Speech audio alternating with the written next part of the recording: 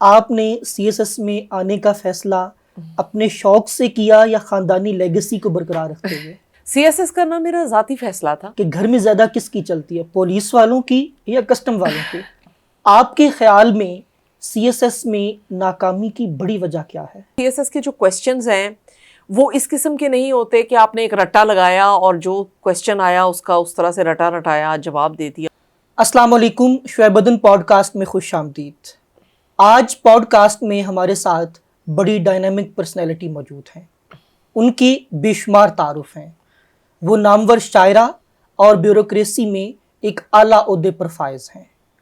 آج کی یہ پوڈ کاسٹ خاص طور پر سی ایس ایس اسپائرنٹس اور وہ لوگ جو زندگی میں کچھ کرنا چاہتے ہیں ان کے لیے بڑی اہم ہے. ہم ان سے ان کی زندگی کے حوالے سے، ان کے کیریئر کے حوالے سے دلچسپ باتیں کریں گے. میرے ساتھ موجود ہیں میڈم سائمہ آفتاب. میڈم بہت شکریہ کہ آپ نے وقت دیا. آپ لوگوں کا شکریہ کہ آپ لوگوں نے انگیج کیا مجھے اس کام میں، اور منڈی والوں کے لیے تو ہمیشہ حاضر ہوتی ہوں میں کہ میرے اپنے علاقے سے آپ آتے ہیں. ہمیشہ بہت خوشی ہوتی ہے آپ سے مل کر. میڈم پوڈ کاسٹ کا سلسلہ سب سے پہلے بچپن سے کرتے ہیں. آپ یہ بتائیں کہ آپ کہاں پیدا ہوئیں، بچپن کہاں اور کیسا گزرا؟ وہ بڑی ایک وائڈ رینج، بڑے انٹرسٹنگ رینج ہے. ایکچولی آپ کو تو معلوم ہے کہ ہمارا آدھی فیملی منڈی بہاؤدین میں بادشاہ پور ہے، ملک وال کے پاس، وہاں سے ہم لوگوں کا تعلق ہے.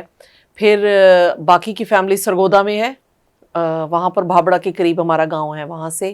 لیکن میری پیدائش تلا گنگ کی ہے، کیونکہ میرے والد صاحب بھی سرکاری افسر تھے، وہ ڈی ایم جی گروپ میں تھے، تو وہ وہاں ان کی تبادلہ ہوا تھا، ان کی پوسٹنگ وہاں تھی. تو میری پیدائش جو ہے وہ تلا گنگ میں ہوئی، اور اس کے بعد والد صاحب کی جہاں جہاں پوسٹنگ ہوتی گئی وہاں پہ ہی ہمارا بچپن گزرتا رہا. جیسے فورٹ عباس میں، بہاول پور میں، ڈی جی خان میں، تو ان علاقوں میں، ملتان میں. تو اس لحاظ سے آپ سمجھیں کہ اپر پنجاب میں پیدائش ہے، سینٹرل پنجاب سے تعلق ہے، اور ساؤتھ پنجاب میں سارا جو ہے نا بچپن میرا گزرا ہے. تو زیادہ تر یادیں جو ہیں بہاول پور کی ہیں، چولستان ڈیزرٹ کی ہیں، ڈی جی خان کی ہیں، فورٹ منرو کی ہیں. وہاں پہ میرا زیادہ بچپن گزرا. پھر جب 9ویں اور 10ویں کا سلسلہ شروع ہوا تو لاہور آ گئے. لاہور سے پھر میٹرک کیا، پھر لاہور سے ہی B A, F A, C S S اور سارا. پھر اس کے بعد جو ہے تعلیم کا سلسلہ لاہور سے چلا. میڈم بچپن کا کوئی یادگار واقعہ جسے اب بھی یاد کر کے آپ کو ہنسی آ جاتی ہو؟ ایسا کئی واقعات ہوتے ہیں بچپن میں. بار ہاں جی، بچپن میں ویسے میرے تو والدین کا یہ خیال تھا کہ میں بہت ہی، جس کو بی بی بچی کہتے ہیں وہ تھی، اور مطلب بالکل شرارتی نہیں تھی جیسے. لیکن یہ ہے کہ ایکسپیرینسز سارے بچپن میں جو کر سکتے ہیں آپ، ٹیوب ویلوں میں نہانا، گھوڑوں پہ جو سواری، گاؤں میں جا کر یہ سب کام کرنے، اور صحرا کی راتیں، کیونکہ میرے والد چولستان ڈیولپمنٹ اتھارٹی کے ڈی جی تھے، تو ہم لوگوں نے کئی راتیں کیمپنگ بھی کی ہے چولستان میں، اور سانپوں سے سامنا اور اس طرح کی چیزیں. تو وہ بڑی، میرا خیال ہے کہ وہ بھی ایک بڑا انریچنگ ایکسپیرینس تھا، اور بہت ہی ویرڈ ایکسپیرینس تھا. تو اپنی تو شرارت مجھے ایسی کوئی یاد نہیں کہ جس کو دیکھ کے میں کہوں کہ اب بھی مجھے ہنسی آ جائے. مطلب بچپن میں آپ سنجیدہ تھیں؟ ہاں، سنجیدہ کہہ سکتے ہیں، لیکن یہ کہہ سکتے ہیں کہ بہت ہی سمجھدار. اچھا، سنجیدہ تو شاید نہیں تھی، لیکن یہ ہے کہ اس لحاظ سے بہت زیادہ شرارتی یا وہ کرنے والا بچہ نہیں تھی. میڈم دنیا بھر میں لوگ آپ کو جانتے ہیں، آپ کے مداح ہیں. آپ کی نظر میں سائمہ آفتاب کون ہے؟ میری نظر میں سائمہ آفتاب کوئی ایک نہیں ہے شخصیت کا نام. میں اپنے آپ کو یہ کہوں گی کہ بہت سے رولز ہیں کہ جس میں آپ مجھے کر سکتے ہیں کلاسیفائی. سائمہ آفتاب ایک بیٹی ہے، سائمہ آفتاب بہن ہے، سائمہ آفتاب بیوی ہے، ماں ہے، پھر ایک افسر ہے، سرکاری ملازمت میں ہے، ایک شاعرہ ہے. لیکن میں ان سب جو میرے رولز ہیں، میں یہ کہوں گی کہ ان سب میں میری کوشش ہوتی ہے کہ ایکٹیولی میں جو میرا رول ہے اس کو میں نبھا سکوں، اور اس کے ساتھ میں انصاف کر سکوں. اور سائمہ آفتاب میرا خیال ہے کہ ایک حیرتی ہے بس، جو دنیا میں اپنا سفر کر رہا ہے، اور شاعری وہ اس کا ایک حصہ ہے کہ جس میں وہ اپنی اس حیرت کو کہیں کہیں جو ہے وہ قلم بند کر رہا ہے. میڈم آپ کا خاندان چونکہ بیوروکریسی سے وابستہ تھا، تو کیا آپ نے سی ایس ایس میں آنے کا فیصلہ اپنے شوق سے کیا یا خاندانی لیگیسی کو برقرار رکھتے ہوئے؟ ایکچولی ہمارا جو خاندان ہے وہ بیوروکریسی سے تو پچھلی نسل سے وابستہ ہوا، اس سے پہلے پیری مریدی سے وابستہ ہے، اور سلسلہ ہمارے ہیں پیری مریدی کے سلسلے ہیں، والد دادا کی طرف سے، پردادا کی طرف سے، تو جس کو آپ گدی اور پیری مریدی کا کہہ سکتے ہیں، فقیری سلسلہ بھی کہہ سکتے ہیں۔ تو بیوروکریسی میں تو والد صاحب پہلے ہیں جنہوں نے قدم رکھا، پھر میرے چچا نے سیشن جج ہیں، وہ اس کے طور پہ ریٹائر ہوئے، پھر بھائی آرمی میں چلے گئے، اور اس طرح سے ایک سلسلہ جس کو آپ کہتے ہیں کہ تھوڑا سرکاری ملازمتوں کی طرف ہم لوگوں کا ٹرن ہوا۔ سی ایس ایس کرنا میرا ذاتی فیصلہ تھا، اس میں مجھے کوئی دباؤ نہیں تھا۔ ابو میرے جو ہیں ان کی سب سے بڑی خوبی یہ تھی کہ انہوں نے اپنے بچوں کو پڑھائی میں کسی بات پہ مجبور نہیں کیا کہ یہ سبجیکٹ رکھنا ہے اور وہ نہیں رکھنا، یا یہ پڑھ لو اور وہ نہ پڑھو، اور کیریئر کے متعلق بھی انہوں نے کچھ زور نہیں لگایا کہ نہیں یہ بننا ہے یا وہ بننا ہے، مطلب وہ ٹوٹل ہمیں آزادی حاصل تھی کہ جو ہم کرنا چاہیں۔ میٹرک تک میرا یہ خیال تھا کہ میں شاید ڈاکٹری یا ڈاکٹر بنوں گی، کیونکہ میری امی کو شوق تھا کہ ڈاکٹر بننا چاہیے، لیکن میٹرک کے بعد مجھے لگا کہ وہ بہت ایک لمبا روٹ ہے، اس میں آپ کو ایف اے، پھر 5 سال کا میڈیسن، پھر اس کے بعد ہاؤس جاب، پھر اسپیشلائزیشن، تو وہ بہت ایک کمبرسم ہو جائے گا۔ پھر میں نے ادھر سے میٹرک سے اپنی لائن سوئچ کر کے، اور میں پھر جنرل آرٹس میں آ کر میں نے ایف اے اور بی اے کیا، کیونکہ پھر میں نے یہ سوچ لیا کہ میں نے سی ایس ایس کرنا ہے۔ بائی دا ٹائم میں ایف اے میں تھی تو میں نے تقریباً یہ ڈیسائیڈ کر لیا ہوا تھا کہ ایک دفعہ سی ایس ایس کی اٹیمپٹ میں ضرور دوں گی، پھر اس کے بعد دیکھیں گے کیا ہوتا ہے۔ تو وہ پہلی دفعہ میں ہی ہو گیا، تو دباؤ کا کوئی ایسا رول نہیں تھا۔ یہ آپ ضرور کہہ سکتے ہیں کہ ایک انسپریشن ہو جاتی ہے آپ کو گھر میں، اگر ایسے آپ کے ہو سرکاری ملازمین ہوں، پھر ان کو دیکھ کے آپ کو میں بھی آپ انسپائر ہو جاتے ہیں اور آپ سوچتے ہیں کہ میں بھی یہی کروں۔ میڈم اگلا سوال بڑا دلچسپ ہے، آپ کی شادی کب ہوئی، اور یہ جو فیصلہ تھا جی اس میں آپ کی بھی کوئی پسند شامل تھی، یا مشرقی عورتوں کی طرح جیسا والدین نے کیا چپ کر کے قبول کر لیا؟ شادی جی میری 1999 میں ہوئی، سی ایس ایس بھی میرا 1999 میں ہوا۔ عمر کا اندازہ لگایا جا سکتا ہے؟ جی لگایا جا سکتا ہے بالکل۔ تو شادی کو بھی تقریباً اتنے سال ہو گئے جتنی میری عمر تھی جب میری شادی ہوئی نا۔ تو میں یہ کہوں گی کہ وہی جو بات میں کر رہی تھی کہ ابو نے جیسے کیریئر کے چوز کرنے میں، پڑھائی کے چوز کرنے میں کوئی ہم پہ دباؤ کبھی بھی نہیں ڈالا، اسی طرح شادیوں کے سلسلے میں بھی ہمیں انہوں نے کبھی دباؤ نہیں ڈالا کہ نہیں خاندان میں ہوگی، خاندان سے باہر ہوگی، اس طرح ہوگی یا ویسے ہوگی، یا لڑکا میری پسند کا ہوگا یا تمہاری ماں کی پسند کا ہوگا۔ تو وہ بھی آپ سمجھ لیں کہ خاندان کی رضامندی سے اور میری اپنی رضامندی سے پھر جو ہے شادی بھی ہوئی۔ تو مطلب اس میں کوئی اس طرح سے نہیں تھا کہ مشرقی کی طرح سے مجھے کرنا ہے اور اس طرح سے نہیں کرنا، تو اپنی چوائس بھی تھی اور فیملی کی چوائس بھی تھی۔ میڈم جیسا کہ آپ کے شوہر بھی پولیس میں ایک اعلیٰ عہدے پر فائز ہیں، جی تو یہ بتائیں کہ گھر میں زیادہ کس کی چلتی ہے، پولیس والوں کی یا کسٹم والوں کی؟ ایکچولی میرے ہسبینڈ ڈاکٹر تھے جب میری شادی ہوئی ان سے، انہوں نے MBBS کیا تھا ابھی ریسنٹلی کنگ ایڈورڈ سے، اور ہاؤس جاب کر رہے تھے، تو مجھے یہ بالکل اس سانحے کا علم نہیں تھا کہ کچھ عرصے بعد وہ پولیس میں مطلب چلے جائیں گے۔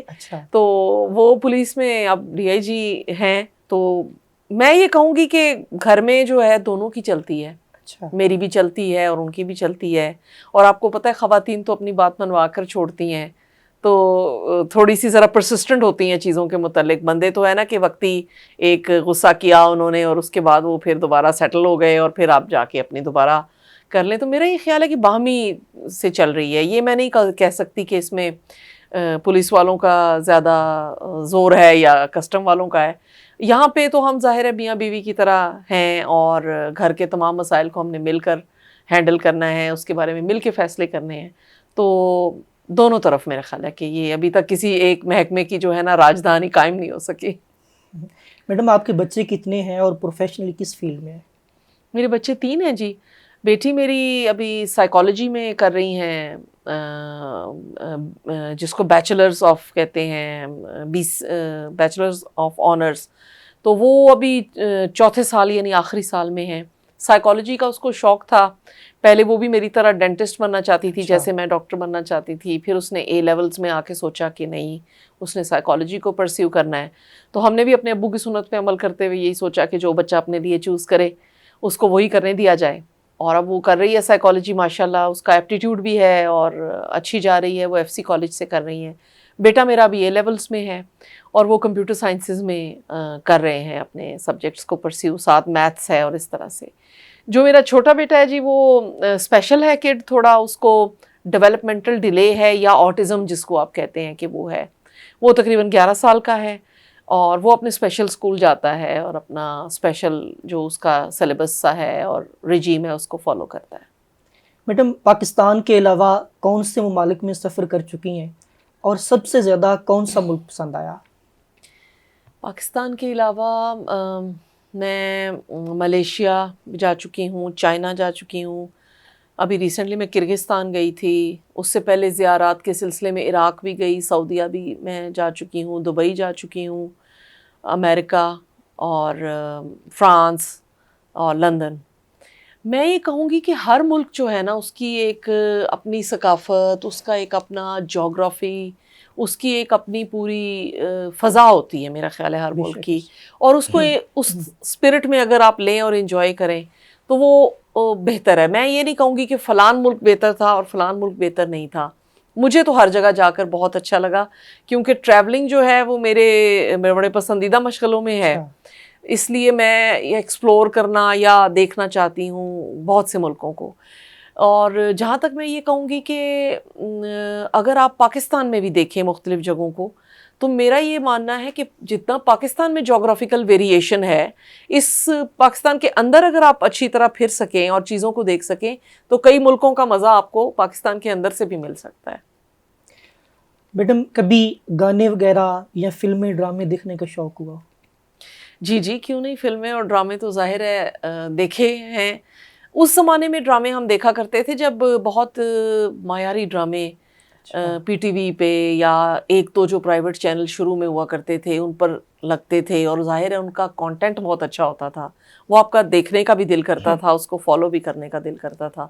اب آج کل جو ڈرامے چل رہے ہیں ٹی وی چینلز پہ وہ تو میں 5 منٹ اگر دیکھوں تو مجھے لگتا ہے یا تو میرا بلڈ پریشر ہائی ہو جائے گا یا میری جو ہے سینٹی میں نے ختم ہو جائے گی، لوز ہو جائے گی ان کو دیکھ کے. تو اب اس طرح سے ڈرامے نہیں فالو کر سکتی.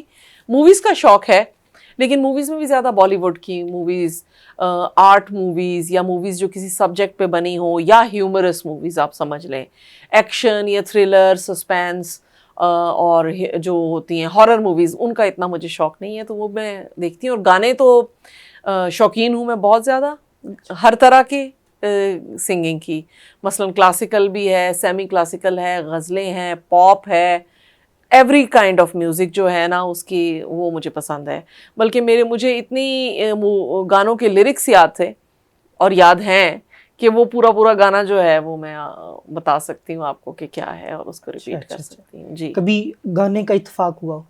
گانا تو نہیں، گنگنا لیتے ہیں، اور کبھی کوئی شادی بیاہ ہو تو اس میں ڈھولک پہ ہم گانے گا لیتے ہیں اپنے خاندان میں، کزنز وغیرہ میں اس طرح سے. لیکن یہ کہ باتھ روم سنگر آپ کہہ سکتے ہیں. میڈم، سوشل میڈیا پر آپ کی شیئر ہونے والی ساری تصاویر آؤٹ اسٹینڈنگ ہوتی ہیں، اچھا، اس کا کیا راز ہے؟ نہیں ایسا نہیں ہے، میرا خیال ہے جو میری طرف سے شیئر ہوتی ہوں گی وہی آؤٹ اسٹینڈنگ ہوتی ہوں گی.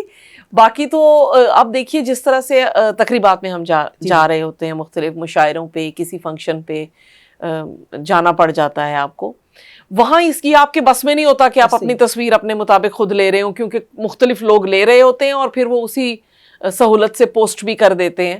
تو ہر طرح کی تصویریں ہیں. آؤٹ اسٹینڈنگ کا تو مجھے کوئی اندازہ نہیں ہے کہ وہ ہیں، لیکن کوشش تو یہی ہوتی ہے کہ تصویر اچھی آئے. ہر ایک بندہ یہی چاہتا ہے کہ اچھی تصویر آئے اور اس میں وہ اچھا لگے. ایسا ہی ہے.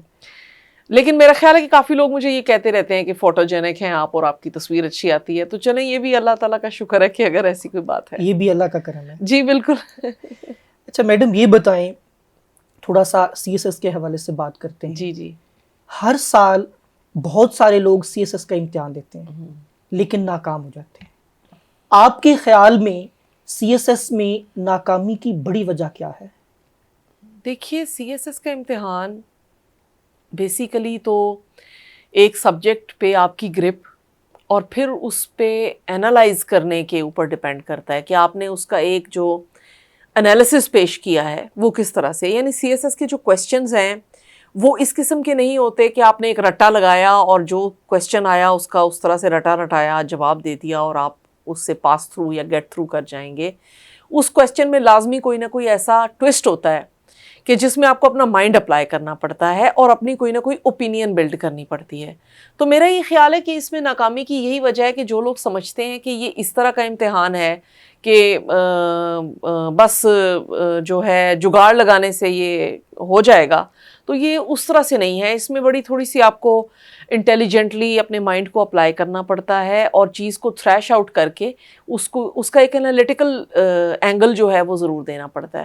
تو وہ اگر آپ کے پاس نہیں ہے چیزوں کے متعلق، پھر آپ کو ظاہر ہے مشکل پیش آتی ہے اس ایگزام کو اٹیمپٹ کرنے میں. ویسے تو ظاہر ہے مجھے CSS کیے ہوئے عرصہ دراز گزر چکا ہے، لیکن پیٹرن جو ہے وہ اس کا یہی ہے ابھی بھی.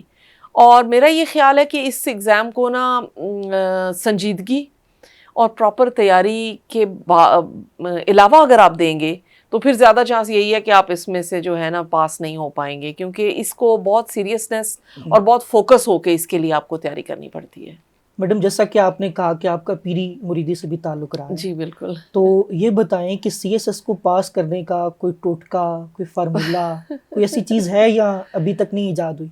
نہیں، ابھی تک تو نہیں ہوئی ایجاد، بلکہ میں تو کہوں گی کہ بہت سہولتیں ایجاد ہو گئیں. جیسے اب CSS کو تیاری کروانے والی اکیڈمیز ہیں جو آپ کے موک پیپرز بھی لیتی ہیں، جو آپ کے موک انٹرویوز لیتی ہیں، جو آپ کو ہر چیز کے لیے مطلب وہ گائیڈنس کرتے ہیں، اور پراپر وہ آفیسرز اس میں انوالو ہوتے ہیں جنہوں نے خود CSS کیا ہوتا ہے یا اس پروسیس سے گزرے ہوتے ہیں.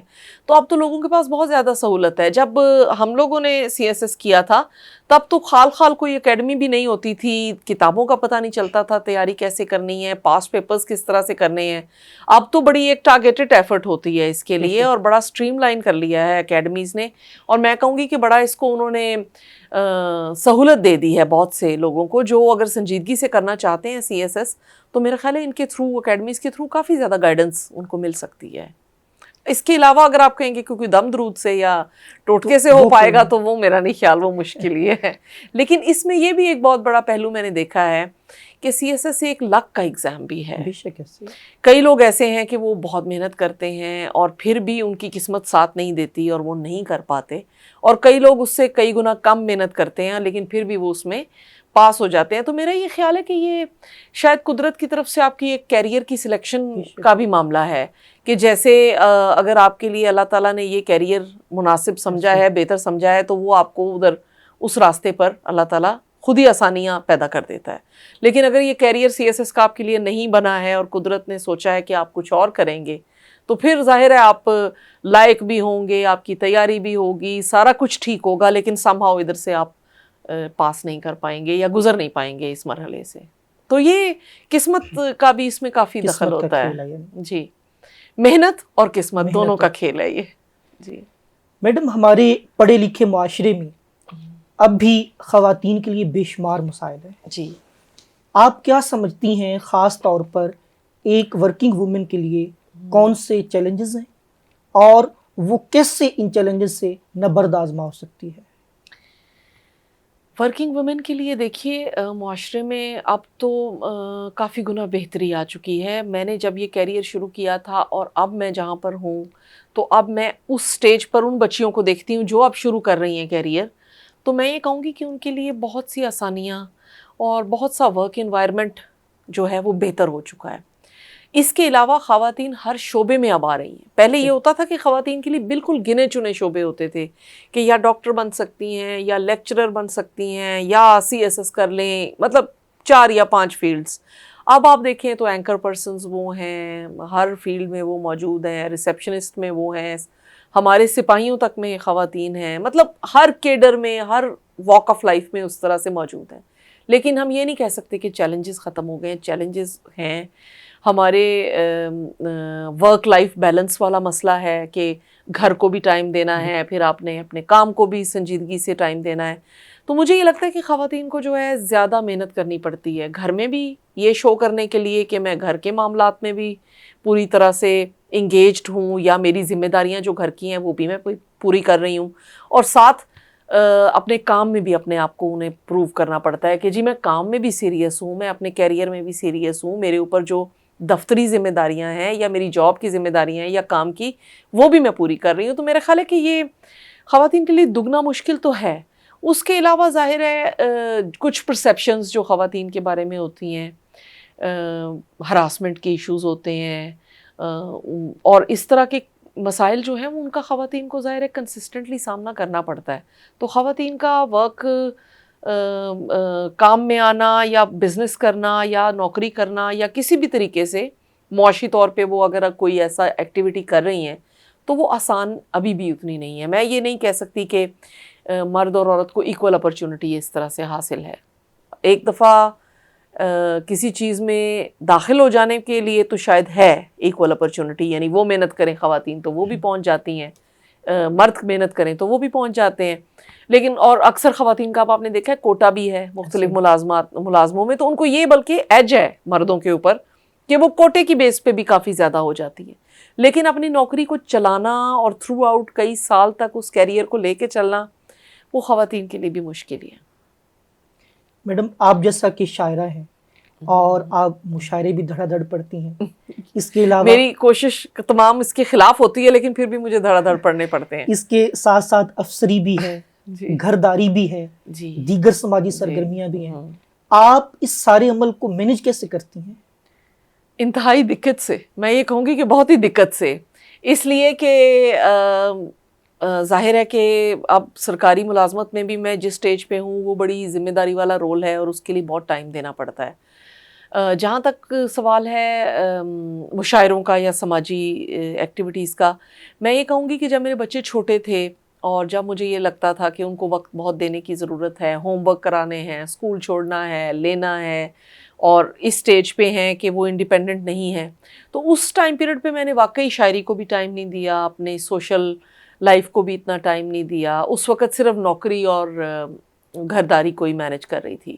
اب پچھلے کچھ سالوں میں جیسے بچے تھوڑے سے زیادہ بڑے ہو گئے ہیں، بیٹی میری ماشاءاللہ تقریباً 23 سال کی ہونے والی ہے، بیٹا 19 سال کا ہے، تو مجھے اب لگا کہ اب ایسی ایک ونڈو ہے میرے پاس کہ جس میں اپنے شوق کو پرسیو کر سکتی ہوں. اپنی اس ایک جو اگر شاعری کا میرے اندر ایک رجحان ہے، ایک صلاحیت موجود ہے، تو اس سے میں کچھ استفادہ کر سکتی ہوں. اس لیے میں نے پھر پچھلے کچھ 6-7 سال سے اپنی شاعری کو انٹری دی اور اس میں نے تھوڑا سا اپنا وقت نکالا. مشکل بہت ہے، اگر آپ کہیں گے یہ آسان ہے تو یہ آسان نہیں ہے. اس کے نتیجے میں اپنے آپ کو تھکاتا ہے انسان اور مستقل جگلنگ کر رہا ہوتا ہے کہ اب یہ وقت نکال کے یہاں دینا ہے اور وہ وقت نکال کے بچے کو دینا ہے، بچوں کے علاوہ گھر میں یہ دیکھنا ہے، دفتر میں یہ دیکھنا ہے. تو اس لحاظ سے پھر جو ہے مشکل ہو جاتا ہے. پچھلے سال جیسے میری دفتری ذمہ داریاں کچھ ذرا ہلکی تھیں تو میرے لیے ٹائم نکالنا آسان تھا، تو وہ آپ کو لگا ہوگا کہ شاید دھڑا دھڑ مشاعروں والا ہی کوئی سین ہو رہا ہے.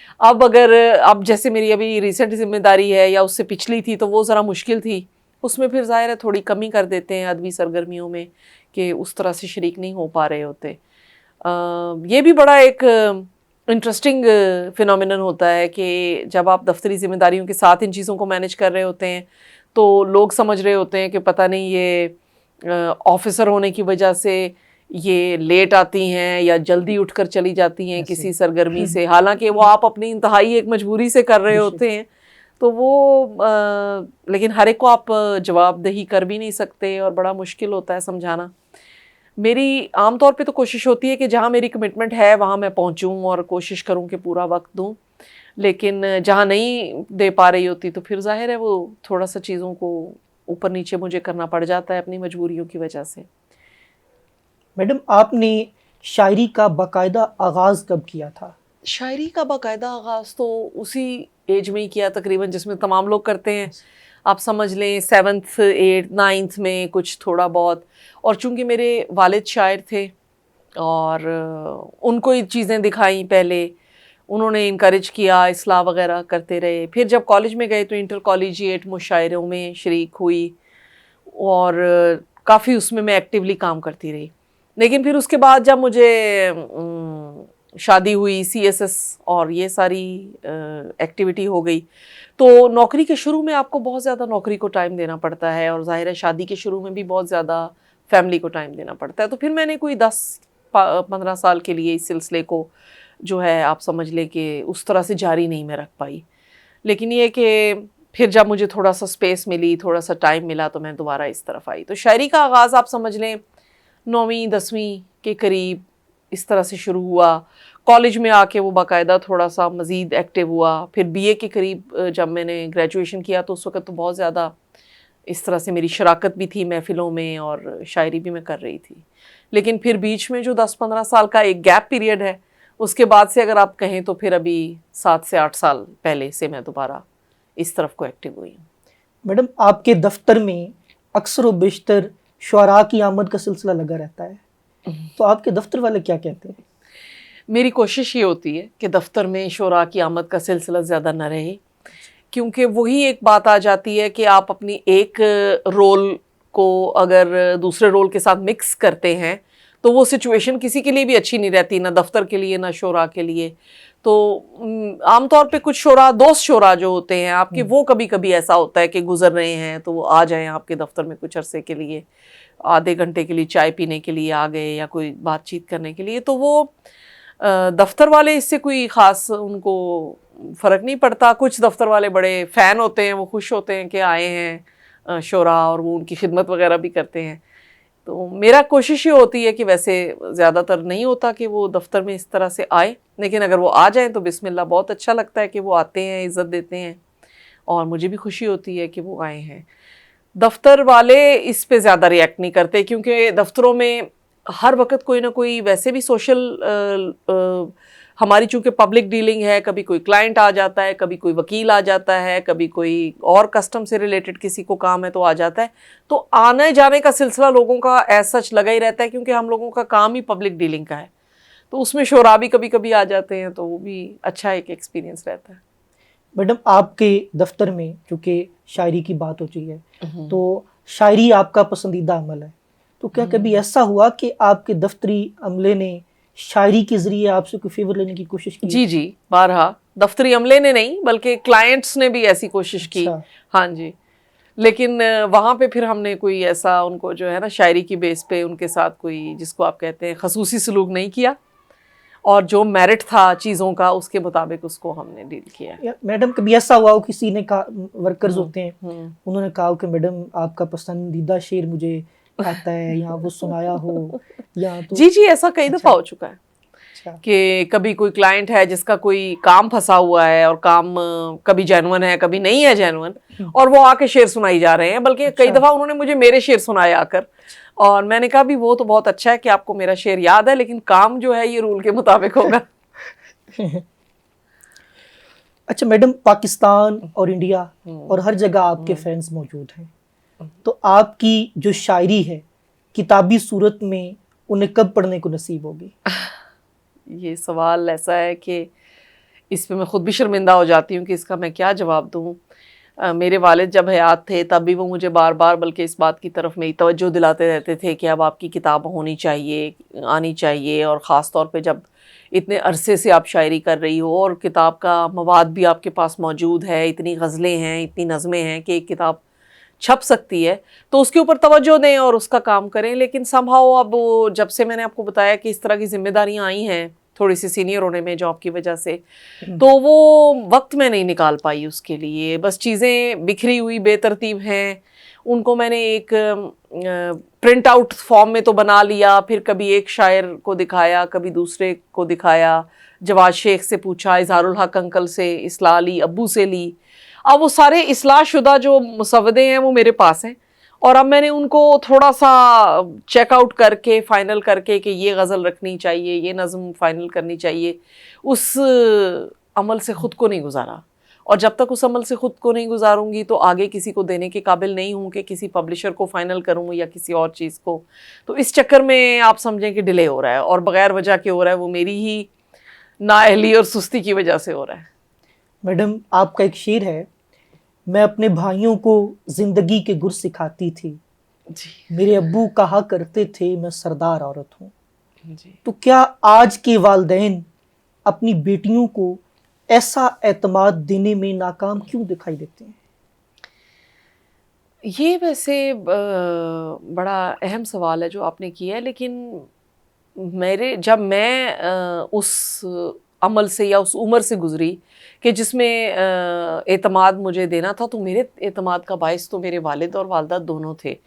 میں خیر اپنے بہن بھائیوں میں بڑی بھی سب سے ہوں, میں ہی ہوں, تو آپ سمجھیں کہ انہوں نے مجھے تو ہر وہ چیز دی ہے. کسی چیز کے بارے میں نے جیسے آپ سے پہلے بات کی کہ روک ٹوک نہیں تھی کسی چیز کے بارے میں چوز کرنے میں. انہوں نے مجھے کبھی یہ نہیں کہا کہ چونکہ تم لڑکی ہو یا خاتون ہو لہٰذا یہ چیز تمہارے لیے جو ہے آؤٹ آف باؤنڈ ہے یا یہ اس طرف تم رخ نہیں کر سکتی. تو میں یہ کہوں گی کہ جو اب والدین ہیں یا والد ہیں, والد کا بہت بڑا رول ہوتا ہے اپنی بچی کو اعتماد دینے میں, کیونکہ اگر والد آپ کو نہیں اس طرح سے پوری اپرچونٹی دیتے, پورا ٹرسٹ دیتے اور پوری محبت دیتے تو آپ کی شخصیت اس طرح سے ڈیولپ نہیں ہو پا سکتی کہ جس طرح سے آپ ایک پر اعتماد خاتون کے طور پہ سامنے نہیں آ سکتے. تو میرا یہ خیال ہے کہ والد کو خصوصی توجہ اور خصوصی محبت دینی چاہیے اپنی بچی کو تاکہ اس کے اندر اعتماد پیدا ہو سکے. میڈم, زندگی میں اتنا کچھ حاصل کیا, اب بھی کوئی ادھوری خواہش جو آپ کو لگتا ہو کہ اسے پورا ہونا چاہیے؟ ادھوری خواہش تو میں اس کو شاید کہہ سکوں, میں زندگی میں یہ چاہتی ہوں کہ مجھے اتنا وقت اور اتنی صحت میسر آ سکے کہ میں ٹریول کر سکوں, بہت زیادہ سفر کر سکوں اور بہت سے مقامات دیکھ سکوں. یہ میری ایک خواہش ہے اور اللہ کرے یہ پوری بھی ہوتی رہتی ہے. گاہے گاہے کبھی جانا بھی ہوتا ہے جہاں پہ میں آسانی سے جا سکتی ہوں, ان جگہوں پہ میں جاتی بھی رہتی ہوں, ٹائم بھی نکال کے, چھٹی لے کے, اپنے وسائل خرچ کر کے وہاں میں پہنچتی بھی ہوں. لیکن میری یہ خواہش ضرور ہے کہ اللہ تعالیٰ مجھے اتنے وسائل, اتنی صحت اور اتنا وقت دے کہ میں اللہ تعالیٰ کی یہ دنیا جو ہے اس کو دیکھ سکوں. یہ ایک خواہش میرے پاس ہے. میڈم, میں آپ کے سامنے کچھ نام لوں گا, جی آپ نے بتانا ہے کہ اگر یہ شاعر نہ ہوتے تو کیا ہوتے. چلے میں کوشش کر دیتی ہوں. تہذیب حافی. تہذیب حافی شاعر کے علاوہ کچھ نہیں ہو سکتا تھا. میرا یہ خیال ہے کہ وہ بورن شاعر ہے, وہ پیدائشی شاعر ہے, اور وہ شاعر کے علاوہ اس کو کسی رول میں امیجن میں تو نہیں کر سکتی, نہ میں دیکھ سکتی ہوں اس کو. علی زریون. علی زریون, ہاں علی زریون جو ہے وہ اور کوئی کام کر سکتا تھا, ایکٹنگ کر سکتا تھا. علی زریون سنگنگ کر سکتا تھا. علی زریون از اے کراؤڈ پولر, وہ موٹیویشنل اسپیکر بھی ہو سکتے تھے. فریحہ نقوی. فریحہ نقوی میرا خیال ہے کہ آفیسر ہو سکتی تھیں اور اچھا کیا انہوں نے CSS کر لیا اور آفیسر کے طور پہ وہ آ گئی ہیں. تو میں یہ کہوں گی کہ وہ آفیسر کے طور پہ اچھی ایک ایسی پوزیشن میں جہاں سے وہ مینیج کر سکتی ہیں لوگوں کو, کام کو, تو ان میں اچھی یہ صلاحیت ہے کہ وہ she can work in organization. Naeem Raza Bhatti. Naeem Raza Bhatti, ہاں نعیم رضا بھٹی سیاستدان ہو سکتے تھے. اچھا میڈم, دور حاضر میں آپ کا پسندیدہ شاعر اور شاعرہ کون ہے؟ مشکل سوال ہے. بہت مشکل ہے کیونکہ ایک تو ہے نہیں ایکچولی نا. شروع میں ہمارے یہ ہوتا تھا کہ ہم پسندیدہ شعراء ہوتے تھے ہمارے, یا پسندیدہ شاعر ہم کسی کو کہہ سکتے تھے. لیکن اب مجھے یہ لگتا ہے کہ اب ہمارے پاس پسندیدہ شعر ہوتے ہیں, اور اب میں اس طرح سے اس چیز کو لیتی ہوں کہ اگر کسی کے اشعار اچھے ہیں تو بس وہ اشعار اچھے ہیں. شاعر ایز سچ میں یہ نہیں کہہ سکتی کہ جی یہ شاعر جو ہے مکمل طور پہ ہم اس کو پسندیدہ کہیں گے. لیکن کچھ میں نے دیکھا ہے کہ شعراء جتنے خود نفیس ہیں, ان کی شخصیت بھی اور ان کی پوری فضا بھی, ان کے شعر بھی اتنے ہی نفیس ہیں, جو کہ ایک بڑا ریئر کمبینیشن ہوتا ہے لیکن وہ دیکھنے میں ملتا ہے. اب جو عصر حاضر میں اگر آپ مجھ سے پوچھیں تو میں شاہین عباس صاحب کا نام لوں گی, اظہار الحق صاحب کا میں نام لوں گی, افتخار عارف صاحب کا نام میں لوں گی, کہ یہ لوگ وہ ہیں جو کہ جن کی شخصیت بھی اتنی متاثر کن ہے جتنی ان کی شاعری متاثر کن ہے. خورشید رضوی صاحب ہیں ان میں, مطلب یہ وہ شعراء ہیں جن کو میں کہوں گی کہ بہت انسپائرنگ ہے ایز اے پرسن بھی, ایز اے پوئٹ بھی. اور شاعرات میں حمیدہ شاہین مجھے لگتی ہیں اس طرح سے کہ وہ بہت انسپائرنگ ہے. یاسمین حمید بہت مجھے اچھی لگی ہیں جتنا میرا ان سے انٹریکشن ہے. یہ میری اتنی خوش قسمتی نہیں ہے کہ کراچی کی شاعرات سے میرا اتنا نہیں ہے انٹریکشن, تو جن سے ہے ان کے بارے میں بتا سکتی ہوں کہ حمیدہ آپ بھی مجھے بہت انسپائرنگ لگتی ہیں اور یاسمین حمید لگتی ہیں مجھے انسپائرنگ. میڈم, آخر میں ہمیں اپنی کوئی تازہ غزل عطا کریں. جی ٹھیک ہے, میں آپ کو سنا دیتی ہوں. ابھی ایک ریسنٹ غزل میں نے لکھی تھی، میں وہی آپ کو پیش کر دیتی ہوں. وفور شوق سے مجبور دیکھنے کے لیے، واہ وفور شوق سے مجبور دیکھنے کے لیے، خدا بھی آتا تو ہے دور دیکھنے کے لیے. واہ سب آس پاس کے منظر ہٹانا پڑتے ہیں، سب آس پاس کے منظر ہٹانا پڑتے ہیں، کسی کو جاتے ہوئے دور دیکھنے کے واہ لیے. واہ اور بہا رہے ہیں پسینہ بھی، اشک بھی، خون بھی، بہا رہے ہیں پسینہ بھی، اشک بھی، خون بھی، نہال عشق پہ پھل بور دیکھنے کے لیے. واہ ہمارے پاس عجب کم نظر مسیحا تھا، ہمارے پاس عجب کم نظر مسیحا تھا، جو زخم کرتا تھا ناسور دیکھنے کے لیے. واہ اور میں ایک یاد کا دوزخ بجھا نہیں سکتی، میں ایک یاد کا دوزخ بجھا نہیں سکتی، تیری ہوس کا یہ تنور دیکھنے کے لیے. واہ اور عروس وقت ہمیں دیکھ کٹ گئے ہم لوگ، عروس وقت ہمیں دیکھ کٹ گئے ہم لوگ، تمہاری مانگ میں سندور دیکھنے کے واہ لیے. سب آس پاس کے منظر ہٹانا پڑتے ہیں، کسی کو جاتے ہوئے دور دیکھنے کے واہ. لیے. بہت شکریہ میڈم آپ کا بہت شکریہ کہ آپ نے وقت دیا. آپ کا، Thank you بہت so شکریہ much. آنے کا اور وقت نکالنے کا. اور آپ تو ہمارے خصوصی جو ہے میں یہ کہوں گی کہ بہت زیادہ جن سے میرا دلی انس ہے، اپنے علاقے سے، اپنے علاقے کے لوگوں سے آپ کا وہاں سے تعلق ہے، اور میں نے ہمیشہ آپ کو بہت اچھا پایا ہے. اللہ تعالیٰ آپ کے بھی سخن میں بہت برکت ڈالے. بہت شکریہ میم. Thank you so much.